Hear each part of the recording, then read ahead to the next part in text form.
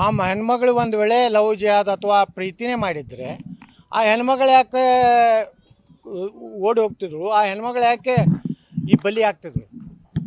ಪ್ರೀತಿನೇ ಮಾಡಿದರೆ ಆ ಕಾರ್ಯ ಹತ್ತಿ ಹೋಗಿಬಿಡ್ತಿದ್ರು. ಇವ್ರಿಗೇನು ಮಾನ ಮರ್ಯಾದೆ ಇದೆಯಾ? ಈ ರೀತಿ ಇವರು ಕಾಂಗ್ರೆಸ್ನವರು ಹೇಳ್ತಾ ಇದ್ದಾರೆ ನೋಡ್ರಿ.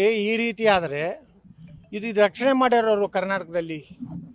ಇವತ್ತು ನೋಡ್ರಿ, ಯಾರೋ ಅವರು ನರೇಂದ್ರ ಮೋದಿ ಹಾಡ ಬರೆದಿದ್ದಕ್ಕೆ ಅವನ ಮೇಲೆ ಅತ್ಯಾಚಾರ ನಿರಂತರವಾಗಿ ನಡೆದ್ಬಿಟ್ಟಿದೆ. ನಾ ರಾಜ್ಯದ ಮುಖ್ಯಮಂತ್ರಿಗಳಿಗೆ ಹೇಳ್ತೀನಿ, ನಿಮಗೆ ಮಾನ ಮರ್ಯಾದೆ ಏನಾರು ಇದ್ದರೆ ಏನು ಪೂರ್ಣ ಪ್ರಮಾಣದ ಎನ್ಕ್ವೈರಿ ಮಾಡಬೇಕು. ನಿಮಗೆ ತಾಕತ್ತಿದ್ದರೆ ಎನ್ಕೌಂಟರ್ ಮಾಡಿರಿ ಅಂಥವ್ರು. ಮಾಡದೇ ಇದ್ದರೆ ನೀವು ಮುಖ್ಯಮಂತ್ರಿಯಾಗಿ ಈ ರಾಜ್ಯದಲ್ಲಿ ಇರಲಿಕ್ಕೆ ನೀವು ಅರ್ಹತೆ ಇಲ್ಲ ಅನ್ನೋವಂಥದ್ದು ಮಾತು ಹೇಳ್ತೀನಿ. ನಾವು ಹೇಳಿದ್ದೀವಿ, ನಾವು ಮಹೇಶ್ ತೆಂಗಿನಕಾಯಿ ಅವ್ರ ಮಾನ್ಯ ಶಾಸಕರು, ಅವ್ರ ಜೊತೆಗೆ ಕಾನೂನು ಹೋರಾಟದಲ್ಲಿ ನಾವು ಎಲ್ಲ ರೀತಿಯವ್ರ ಸಹಕಾರ ಕೊಡ್ತೀವಿ. ಈ ರೀತಿ ಘಟನೆ ಆದರೆ ಇನ್ನೇನು ಹಿಂದೂಗಳು ತಮ್ಮ ರಕ್ಷಣೆಗಾಗಿ ಅವರು ಏನು ಹೊರಗೆ ಬರಬೇಕಾ?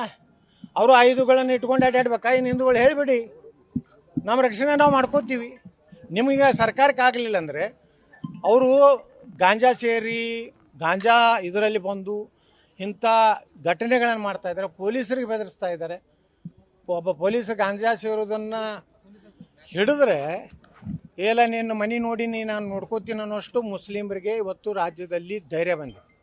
ಇದು ಕೇವಲ ಈ ಕಾಂಗ್ರೆಸ್ ಸರ್ಕಾರದ ಒಂದು ತುಷ್ಟೀಕರಣ ಅನ್ನುವಂಥದ್ದು ಹೇಳಕ್ಕೆ ಬಯಸ್ತಾ ಇದ್ದೀನಿ.